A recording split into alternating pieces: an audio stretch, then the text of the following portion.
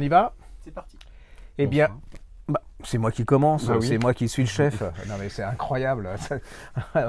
10 numéros bientôt, il va la finir toute seule. Ça. Non mais je rêve. Donc bonsoir, c'est le 12e Facebook Live depuis le début de cette saison. Voilà, comme on veut, chaque fois je me plante. Donc on est très très heureux de vous avoir. Alors on vous l'avoue, on a eu un petit problème technique pour le Facebook Live normal. On n'a pas de connexion Internet, mais bon, c'est comme si on était en direct. La connexion Internet, c'est Facebook qui a un problème. Alors c'est Facebook, ouais, alors c'est pas nous, c'est pas de la faute de Fred pour une fois, donc et d'ailleurs il n'arrête pas de nous le répéter. Donc voilà, alors c'est le 12e Facebook Live, on va pas perdre de temps non plus sur ce genre de choses, parce qu'on a faim aussi. Allez, vous commencez, parce que puisque vous avez commencé, Un de mes premiers coups de cœur, je vous en ai déjà parlé sur Facebook, PTSD de Saint-Gelin aux éditions 619. Moi j'aime déjà beaucoup le label 619, label de Run qui nous avait fait Moutafoukaz. Là aujourd'hui on va nous parler en fait d'une militaire qui est revenue du front en Asie, c'est jamais vraiment précisé la région précise, un militaire qui est sans abri maintenant. Une militaire d'ailleurs. Cette dame en fait elle va être complètement à la rue et en fait c'est une SDF alors. Totalement, encore dans sa guerre, totalement en dépression. Mais va arriver en fait une dame et son enfant qui vont lui faire voir la vie totalement différente. Moi j'ai vachement accroché. Il y a, voilà, comme d'habitude chez 619, il y a ce côté pulp que j'aime beaucoup. Ça veut dire quoi? Pulp, c'est tout ce qui est univers un peu tarantinesque, comme Boulevard de la Mort ou des choses comme ça. C'est pas n'importe quoi, hein. Pulp, tarantinesque. C'est un grand classique, j'adore. Pourquoi aussi j'aime beaucoup 619? Parce que je trouve que c'est vraiment un mélange de tous les grands styles dans la BD. C'est français, on est dans un format comics et on a des dessins très proches du manga. J'adore. Et ça se lit normalement. Ça se lit normalement. Ne faites pas comme les branchouilles qui vont commencer comme ça en faisant comme ça. Pas du tout, vous n'allez rien comprendre. En fait, c'est vraiment un manga qui commence, voilà. C'est de ce sens-là, donc ça aide quand même. Et puis les couleurs sont très jolies. Hein. Ouais. J'avoue que c'est vraiment. Je trouve que les mangas maintenant, ils sont de plus en plus. Ouais. Hein, les illustrations sont de plus en plus. C'est pour ça, voilà. En fait, c'est vraiment la particularité du label 619, c'est que voilà, il mélange vraiment les trois grands styles. Et ça obtient quelque chose, c'est un melting pot très efficace et on ne le voit pas beaucoup, même aux États-Unis, même au Japon. Il y a vraiment qu'en France où on mélange vraiment tous ces styles et ça peut vraiment donner une nouvelle école qui va percer, je pense. Et ben voilà. Continue, vous enchaînez? Non, faites-en encore un petit, allez. Un micelle, enfin deux micelles. Et je sais ce que ça veut dire maintenant. Je vous en avais déjà parlé du tome 1, les chefs-d'œuvre de Lovecraft, les montagnes hallucinées. Ouais. Et là, on a le tome 2 qui sort enfin. J'adore. Série en 2 tomes, maintenant finie. On va continuer. C'est toujours aussi bon, c'est toujours aussi beau. C'est le maître de l'horreur, Lovecraft. C'est le maître de l'horreur. C'est le Proust de l'horreur. Exactement. Ouais. Et là, franchement, je suis complètement bluffé. Même chose que la dernière fois. Ce que j'adore, en fait, c'est qu'il a réussi, en fait, Gutanabe a vraiment réussi à mettre en œuvre ce que faisait Lovecraft. Lovecraft qui a toujours été un texte un peu compliqué à appréhender. Et là, en fait, je trouve que voilà, il met une image sur les mots et c'est vraiment très très beau. Foncez dessus parce que voilà, c'est des éditions assez des fois un peu compliquées à se procurer. Mais Lovecraft, ça se lit quand même pas mal. Moi, j'avais lu le mythe de Cthulhu, c'était super. Et je vous conseille en folio, il y a des très très bons textes de Lovecraft. Allez-y. Les couvertures sont pas terribles. Chez Folio, ça fait un peu vintage, mais les textes. Et moi, j'avais adoré Lovecraft. C'était vraiment génial. Bien, alors pour ceux qui aiment qu'on respecte les livres, alors on va changer un petit peu. On est dans une époque, c'est ce que je dis, c'est pas très gai tout ça en ce moment. On peut pas dire que on nage dans le bonheur, que tout le monde est souriant, que voilà. Souvenez-vous. On avait parlé de Nicolas Robin, Roland est mort, c'est paru en livre de poche, ça avait été un immense succès avec beaucoup d'humour et de légèreté. Et puis, voilà, comme la couverture, ça s'appelle Une folie passagère aux éditions Anne Carrière. Les enfants, vous pouvez y aller. Alors, j'ai adoré, je ne sais pas si c'est une référence, mais ce roman, ça m'a fait sourire, rire. Alors, c'est l'histoire de Bérangère. Alors, comme je dis, il y en a qui ne sont pas d'accord, mais moi, je trouve que ce prénom, c'est un peu niais, un peu neuneux, un peu... Enfin, voilà. Et il y en a d'autres qui disent que c'est très champêtre, donc chacun... moi, je trouve que ça a un côté marrant et tout. Elle est hôtesse de l'air. Alors, hôtesse de l'air, un peu classique, vintage, vous savez, l'hôtesse de l'air avec le calot, la coiffure, le chignon, les chaussures à talons, la robe bien... alors là, elle est pas dans une bonne passe, elle vient de se faire larguer, en fait, elle tient pas, les gars, elle n'arrive pas à garder les hommes, hein. C'est-à-dire que là, elle s'est fait larguer par une vendeuse de tartiflettes, donc en plus à l'Avex Royal. Et puis elle va arriver sur un vol. Alors le vol, c'est une catastrophe parce qu'elle devait partir à Tahiti, elle va dans le Groenland, donc elle a juste un petit maillot de bain, donc vous voyez le truc, et elle tombe dans un vol absolument aberrant, incroyable, c'est-à-dire que vous avez la vieille dame très charmante Alzheimer, vous avez le jaune qui est complètement fondu de sa tablette, c'est le moment de le dire parce que la tablette va fondre. Il va y avoir des gros bœufs, vous savez, comme souvent on a dans les avions, qui hurlent, qui chantent et tout. Et puis il y a un pinceur de fesses, et vous allez voir comment elle va s'en débarrasser grâce à une porte de toilette. Elle va devenir carrément une assassin. Est-ce qu'elle sera découverte ou pas? Je ne vous le dis pas. Alors, en plus, elle va retrouver un de ses copains de lycée de 4e B. Alors, vous savez, quand on retrouve ses copains de 4e B, généralement, vous êtes très beau, vous avez bien évolué, et ben lui aussi, il a super bien évolué, alors qu'à son époque, il avait des grosses lunettes, il était moche, et elle était trop grande, pas de poitrine, elle s'appelait la girafe, enfin, et là, alors je ne vous dis pas ce qui va se passer, c'est un vol incroyable, c'est plein d'humour, c'est léger, c'est brillant, c'est une espèce de parenthèse de bonheur pendant 300 pages. Il est hyper talentueux pour écrire et pour jouer avec les mots, pour les rendre joyeux et tout. Et puis derrière ça, vous avez quand même, c'est un feel good mais français avec vraiment un contenu, parce que c'est vraiment dans cet avion, c'est un peu un portrait de notre société française contemporaine, avec tout ce que on peut faire de pire, le beauf, enfin, vous voyez l'horreur. C'est la fin, je vous dis pas. Allez, si vous n'avez pas le moral, vous voulez lire quelque chose sans vous abêtir, ce type, il est hyper doué. C'est un peu comme Loiseau, vous savez, le Nicolas Loiseau. Je suis pas sûr qu'il s'appelle Nicolas d'ailleurs, mais c'est Florent Loiseau, voilà, qui écrit c'est cette nouvelle génération qui écrit des choses c'est comme du champagne, hein, pétillant, mais qui a du caractère. Donc allez-y, ne loupez pas, c'est le livre obligatoire pour se sentir bien. Ça va vous repeindre les neurones en rose, ça va vous faire sourire, vous allez même trouver les gens que vous n'aimez pas plutôt charmants, vous allez repartir travailler en sifflotant. Ça s'appelle Une folie passagère de Nicolas Robin, c'est notre chouchou, voilà, c'est notre gourmandise de ce Facebook Live. Et c'est aux éditions Anne Carrière. Je continue encore parce qu'il n'en a pas beaucoup, il n'a rien fichu. Alors, moi je vous le dis carrément, il n'a pas. Juste quelque chose qui n'a rien à voir, quoique si ça parle des femmes, c'est de Xinran, Parlez-moi d'amour, aux éditions Philippe Piquet. Et alors ça, c'est une journaliste chinoise qui va interroger des femmes, des Chinois sur le thème de l'amour. Et vous allez voir comment en 4 générations, ces femmes ont évolué, c'est-à-dire que c'est incroyable, c'est-à-dire que en fait les femmes avant, elles étaient, c'était le mariage arrangé, ils n'avaient pas le choix, hein. Après il est arrivé Mao, le communisme et tout, donc on se mariait en fonction des opinions politiques, vous voyez, il y avait des opinions qui étaient bonnes, donc on se mariait.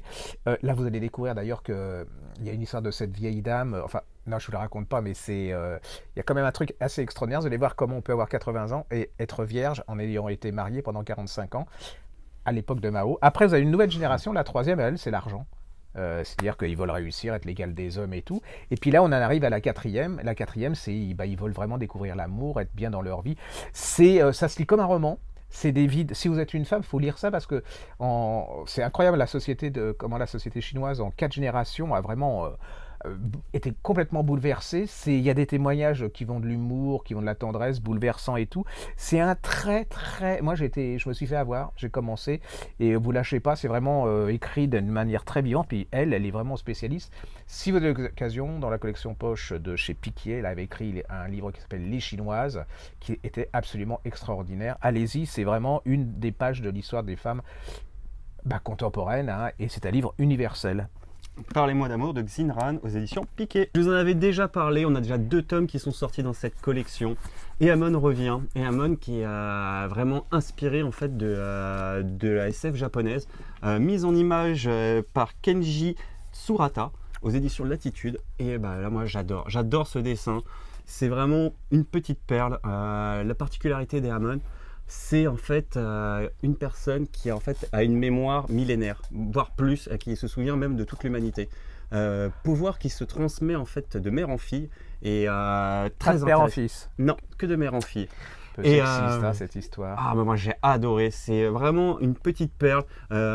Toujours, voilà, comme on appelle souvent dans le manga, c'est une tranche de vie à mi-chemin en fait entre voilà, l'amour et le quotidien, avec une petite pointe de SF. Je suis tombé complètement amoureux de ce dessinateur qui nous avait fait aussi L'île errante, que je vous avais déjà parlé en 2 tomes. Vraiment, foncez, je pense que ce sera le dernier tome. Et franchement, Pourquoi il est mort? non, Ah, non, bon, non, mais je peux pas trop raconter, mais je D'accord. pense que ce sera le dernier tome. Voilà, pour voir un peu le dessin, regardez juste ça. Moi, je trouve que Et ça je trouve que tombé c'est par sympa terre. parce qu'il nous présente des mangas qui, pas comme vous savez certains, c'est tellement ésotérique et on peut pas lire, alors que je trouve que ces mangas, il y a vraiment une histoire, des illustrations. C'est Et ça. même si vous aimez pas les mangas, en fait, vous lisez les bandes dessinées comme dans ma jeunesse Voilà. quelque part. Donc Si vous êtes c'est- fan de bande dessinée, foncez, c'est vraiment fait pour tous les publics. Voilà, on reste chez les femmes. C'est une collection avec un éditeur que j'adore qui s'appelle French Pulp, qui vient de commencer une série qui sera en plusieurs tomes. Là, il y en a 2 qui sont parus, qui s'appellent Les Conquérantes. En fait, c'est l'histoire des femmes à travers une famille. Vous allez voir cette famille qui va, c'est leur histoire, hein. Vous allez voir ces femmes, comment elles vont vouloir prendre leur liberté, leur destin en main. Vous allez voir quand même dans le 2e tome comment une de ces femmes va être mariée, elle va devenir résistante malgré que son mari soit légèrement fasciste. C'est vraiment hyper bien fichu, hyper bien décrit, vivant, et je trouve que pour les ados, vous savez, à partir de 15-16 ans, pour montrer d'où viennent les femmes, l'histoire des femmes, leur combat et l'évolution, c'est hyper bien fichu. C'est 15 ans, mais c'est de la littérature pour adultes. C'est passionnant, palpitant. Je trouve que la couverture, en plus, on les voit Ouais. toutes. C'est flashy. C'est très graphique. C'est très graphique, ouais. Allez-y, moi, ça a été une de mes découvertes parce que j'en ai lu des bouquins sur les familles, les histoires des femmes. Et ça, c'est vraiment parfaitement fait et accessible à tous. Allez-y, c'est très bon. Si vous êtes une femme, puis vous êtes un homme, vous montrez que les hommes, ils n'ont pas toujours été terribles et que, voilà. Mais enfin bon, ce n'est que quelques-uns parce que nous, on est tous, voilà. Allez-y, j'attends la fin. Voilà, très Les très. Conquérantes d'Alain Leblanc aux éditions French Pulp. On a encore le temps? Ouais. Juste, ça est. Lucullus, qu'est-ce que ça veut dire, Lucullus? Bah, les tables de Lucullus. Eh ben, voilà. Mais vous savez pas qui c'était, Lucullus? Si, Alors, c'était qui? parce que c'est un Dijonais. Eh non, c'est pas Ah, si. possible, c'est pas possible. Alors Lucullus, on va reprendre tout à niveau. Yann Le Bohec nous a écrit un Lucullus général et gastronome chez Taillandier, ça se lit comme un roman, hein. En fait, Lucullus, c'était un général dans l'Antiquité, il était amiral aussi, il était surdoué, c'était un aristocrate, vraiment un grand aristocrate, très très très bon soldat, qui menait une vie, voilà, qui était effectivement très gastronome pour l'époque, d'où sa réputation, mais qui a été aussi l'ami de César, l'ennemi de Pompée. Alors Pompée, c'était un autre général, hein, qui était aussi ennemi de César dans le triumvirat. Ça, c'est pour vous montrer que je suis très... Voilà. Ouais, je sais, ça s'appelle de la culture, mais... bon, puis là, ça s'appelle un peu de la grosse tête. Et donc, lisez ça, c'est absolument... Ça se lit, c'est vraiment un roman d'aventure. C'est une histoire de l'Antiquité, de la gastronomie aussi, puis c'est surtout de savoir qui était ce monsieur, parce que je suis sûr que vous faites un micro-trottoir en disant Lucullus, bon, à part le resto à côté, ou dire oui, ça parle de gastronomie, personne ne sait. Et je trouve l'idée est absolument géniale. Ça s'appelle Lucullus, général et gastronome. C'est chez Taillandier, c'est de Yann Le Bohec. En plus, il écrit comme s'il écrivait un roman. Et je trouve que c'est une très très très bonne découverte. Et puis ça, c'est sympa parce qu'on découvre de nouveaux personnages qu'on ne connaissait pas. À vous, hein. Je suis passé à côté, ça m'intéresse. Voilà. J'ai appris quelque chose. Si vous pouviez ne pas vous asseoir dessus, merci. Alors, on continue? Oui. Ah, ça j'avais adoré. J'attends le jour où il va venir. C'est de... Attention, je ne l'aurais pas présenté, c'est Ah. vrai. Bien sûr, un auteur éminemment connu qui nous avait fait L'Unfuss qui revient avec UCC Dolores. J'en vous en ai déjà parlé, n'hésitez pas à aller voir la vidéo où il vous en parle. Là, une bombe. Moi, je trouvais qu'en fait, Tarquin, j'avais pas trop accroché à ces séries, L'Unfuss Odyssey, L'Unfuss des étoiles. Et là, justement, j'adore parce qu'il réunit tout ce qui est efficace. Il continue en fait avec dans sa branche SF, sauf que là, on a une histoire indépendante. Ah. Et on est dans un mi-chemin en fait entre le western et le space opera. Ah. Space opera comme les Star Wars, space comme les. Et franchement, c'est super bien fichu. Au dessin, c'est toujours aussi beau. L'histoire est canon. Pour l'instant, prévu en 3 tomes, si je vous dis pas de bêtises. Voilà, ça c'est magnifique cette page-là. T'as vu, même sans le faire exprès, je choisis les bonnes pages. Et en plus, c'est un coup de cœur général. Max a adoré, Jean a adoré et j'ai adoré. Oh, alors là, attendez, si les 3 sommets de la BD de la Griffe Noire ont aimé, ça peut être qu'un incontournable. On a encore un peu de temps ou... Alors, Petit dernier. un petit dernier. Puisqu'on était sur la Chine, on va continuer. Il n'y a pas forcément beaucoup de gens qui le connaissent. En plus, ils ont fait un effort sur les couvertures. Il y a plusieurs tomes. L'auteur s'appelle Mayan. Attention parce qu'il y a des auteurs qui se ressemblent. Vous savez, au nom de la... Vous regardez bien. Ça s'appelle Beijing commun ou La route sombre. En fait... C'est tout le côté sombre de la société chinoise. Ça va de la pauvreté dans les campagnes jusqu'à quand il y avait eu les manifestations à Tiananmen, toute cette police secrète, comment ils sont surveillés de partout. Mais en même temps, hein, il y a de l'amour, c'est vraiment des romans. Hein. C'est-à-dire que, en fait, c'est pas une thèse, c'est une saga, des grandes sagas. Et vous découvrez la Chine et l'histoire de la Chine à travers ça marche pas beaucoup. Je ne sais pas pourquoi. Je trouve que les couvertures sont très sympas, que l'histoire, je les ai lues, ça se dévore, c'est vraiment... mais vraiment, ça se dévore, hein. Il y a plein de rebondissements, et puis c'est toute une... avec tout ce qui s'est passé en Chine, vous imaginez les rebondissements, les crimes, la corruption, enfin, les mensonges, la police. Allez-y, découvrez cet auteur, c'est vraiment une pure merveille. En plus, c'est pas cher, et ça 8,40, 9,50, je veux dire, c'est... pour ce... Et en plus, il y a 1 milliard de fois plus de choses que dans le dernier Yann Moix, donc... voilà, allez-y. C'est pas compliqué, c'est vrai. Donc c'est chez J'ai lu, ça s'appelle La route sombre de Mayan, et puis Benji Koma, il y en a d'autres hein, aussi de Mayan. J'adore les couvertures, et puis ça va vous donner envie de lire plein de choses, parce que en ce moment, la littérature chinoise, il y a vraiment plein, beaucoup de choses sympas. Voilà, on s'arrête là pour aujourd'hui.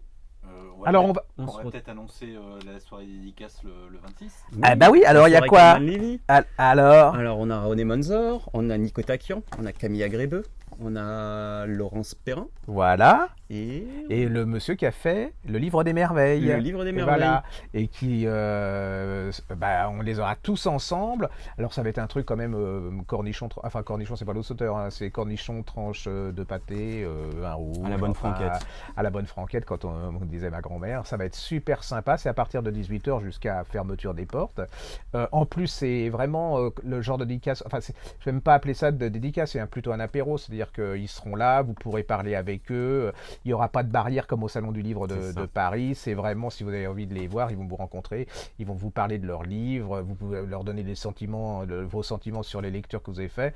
Moi, je trouve, et puis en plus, c'était un bon aéropage, comme on dit, parce que c'est vraiment des choses complètement différentes. Je trouve que c'est un moment exceptionnel, et puis que je trouve qu'on est une époque où les gens n'ont pas tellement l'habitude de se parler, de se rencontrer, puis que c'est sympa de se parler et de se rencontrer. Ça, c'est le 26. Voilà, à partir de 18h. Où? Ah, la Griffe Noire. Ouais, c'est quand même extraordinaire. Je vous parle de l'autre événement aussi, le lendemain. Parce que ça, j'ai un peu plus peur. Alors là, c'est vraiment un énorme événement. Hein. Il y a Val McDermid qui va venir. Alors, Val McDermid, c'est une de mes auteurs de polar préférés. Elle est écossaise. Oui. Et écossaise, mais alors pur jus. Hein. Écossaise, vraiment, c'est immense écrivain avec des c'est pas Harlan Coben, hein, c'est-à-dire que ces polars sont palpitants, mais c'est sur des thèmes très contemporains. Donc elle parle de tout ce qui nous, de l'homosexualité, de l'homophobie, de plein de choses comme ça, de tout ce qui se passe, de la violence dans la société anglaise. Mais comme la société anglaise ressemble beaucoup, de par ses côtés, à la société française et à toutes les sociétés en général occidentales, sont vraiment des bouquins passionnants. Elle va venir spécialement pour nous. Donc vous avez là un moment, c'est un grand moment. Et puis, il y a Perrine, notre organisatrice de jeux. Voilà. Il y aura, lors de la venue de Valdermide, il y aura un quiz 100% écossais, avec plein de questions, réponses. Il y aura 3 gagnants. Et alors, le jeu, vous aurez une bouteille de whisky. Ça, c'est une bouteille qu'on m'a offerte, un des auteurs, des éditeurs, donc je le refile, comme ça nous coûte pas cher. Avec modération. Il y aura une Smartbox, c'est la même chose, c'est moi, on me l'avait offert, ou c'est la vôtre, donc voilà, donc on recycle. Il y aura alors le truc génial, un sac. Voilà, pas deux, un sac. Il y aura un livre, je sais pas ce que, voilà. Il y aura un marque-page et puis un livre des 30 ans. Vous savez, c'était où il y avait les nouvelles 30 ans, voilà. Donc ça va être super sympa, vous pourrez vous amuser. Puis il y aura peut-être plus que 3 gagnants. Hein. Là, c'est parce que c'est Perrine. Donc, et puis qu'il y a bien, si vous êtes des éditeurs, vous pouvez nous offrir des bouteilles de whisky. Comme ça, on pourra les redonner aux gagnants. Non, je plaisante. Donc ça sera un grand moment, l'événement McDermid. Allez-y, parce qu'en plus, c'est une femme incroyable. C'est-à-dire, elle est d'une vivacité, elle a une tête déjà, c'est presque de la provocation, tellement on sent que c'est puissant, que voilà, elle a plein de choses à dire. Ses romans sont exceptionnels et je trouve que autant elle est hyper connue dans le monde anglo-saxon qu'elle est un peu moins en France et que, alors je ne devrais pas le dire parce que si je veux revoir Harlan Coben au salon de Saint-Maur en poche, mais franchement au point de vue intellectuel et force, je trouve que dans Valdermid il y a beaucoup plus de choses et c'est beaucoup plus universel. Voilà, et c'est moins spectacle, mais c'est vraiment du polar, tout ce que j'aime. Voilà, c'est le 27 27, ouais. Mercredi 27, je ne me suis pas trompé. Mars. Et ben voilà, donc on a fini. Alors si vous voulez nous retrouver, vous nous retrouvez sur France 5 avec Marina Cardancos le vendredi. Vous nous retrouvez sur Sud Radio à partir de, je ne sais pas Fred, 10h45. 10h45, ouais, on fluctue avec Valérie Expert. Et puis vous êtes aussi, je suis aussi sur Sud Radio. Non, je viens de le dire. Donc je suis aussi sur Canal Plus le lundi à partir de 20h avec une équipe absolument formidable. Et puis il y a le Facebook Live, et puis il y a les pages Griffe Noire, et puis les pages Gérard Collard, et puis Sanef 107.7. ouais, génial. Alors là, vous m'échappez pas, X fois dans la journée, pendant toute la semaine. Et puis alors, vous mettez le doigt. Enfin, Pardon. je sais jamais, voilà. Le pouce bleu. Le pouce bleu.